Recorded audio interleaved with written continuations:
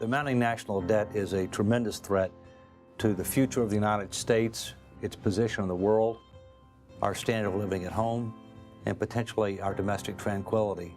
National debt at this point is probably the most serious challenge facing the country today. After a terrorist potentially using a weapon of mass destruction in the United States, the biggest threat we have is our fiscal situation. The deficit and the debt are not an immediate problem, but they absolutely are a long-run problem. If you look at the long-run budget projections coming out of the Congressional Budget Office, those are truly terrifying. Mounting national debt is an enormous threat. It calls into credibility the full faith and credit of the United States, and that means that we are looked at almost by the rest of the world as a third world country. We can't do that. Well, countries decline either because they lose wars or they get buried under their own debt. The Joint Committee needs to go big.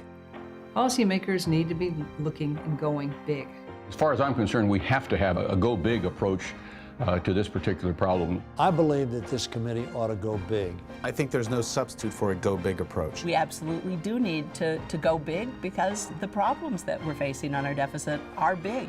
Failure is not an option for the Deficit Reduction Committee. If your horse drops dead, it's pretty smart of you to get off.